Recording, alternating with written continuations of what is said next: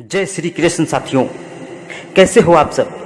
उम्मीद है आप सब खुश और मस्त होंगे। साथियों, हमारे YouTube channel time of mathology में आपका एक बार फिर दिल से स्वागत है। साथियों, आज हम आपको भगवान शिव और माता पार्वती की एक अद्भुत कथा बताने जा रहे हैं। इससे पहले आपको ये जानना चाहिए कि माता पार्वती भगवान शिव की केवल पत्नी ही नहीं बल्कि उनकी शिष्या भी थीं। वे नित्य ही अपनी जिज्ञासाओं को शांत करने के लिए महादेव से अलग अलग प्रश्न पूछती रहती थीं और उन पर चर्चा भी करती थीं। एक दिन उन्होंने देवों के देव महादेव से पूछा कि प्रेम क्या है, प्रेम का रहस्य क्या है, इसका वास्तविक स्वरूप क्या है, इसका भविष्य क्या है। आप तो मेरे गुरु की भूमिका भी निभा रहे हैं, इस प्रेम ज्ञान से अवगत कराना भी तो आप ही का कर्तव्य है, तो बताइए ना महादेव।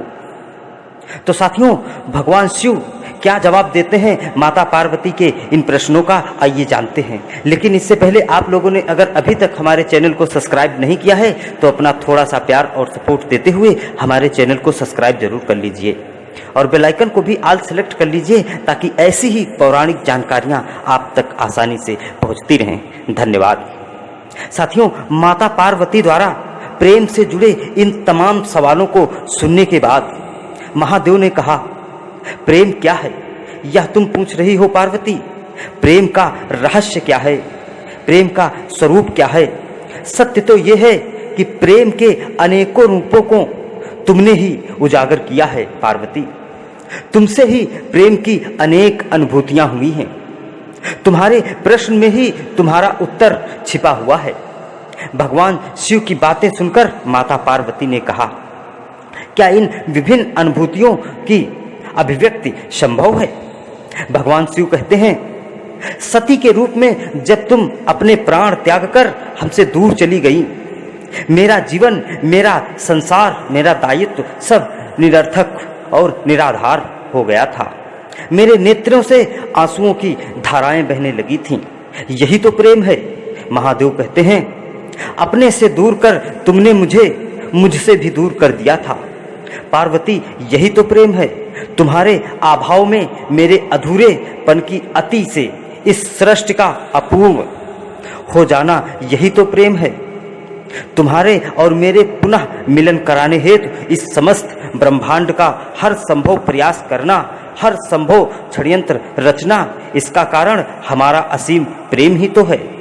तुम्हारा पार्वती के रूप में पुनः जन्म लेकर मेरे अकेलेपन और मुझे वैराग्य से बाहर निकालने पर विवश करना और मेरा विवश भी हो जाना, यही तो प्रेम है। भगवान शिव ने माता पार्वती से कहा, जब जब तुम अन्नपूर्णा के रूप में मेरी भूख को बिना प्रतिबंधन के शांत करती हो तो वह प्रेम की ही अनुभूति होती है। तुम्हारे सौम्य और सहज गौरी रूप में हर प्रकार के अधिकार जब मैं तुम पर व्यक्त करता हूँ और तुम उन पर अधिकारों को मान्यता देती हो और मुझे विश्वास दिलाती रहती हो कि सिवाय मेरे इस संसार में तुम्हें किसी का वर्चस्व स्वीकार नहीं है, तो यही तो प्रेम है।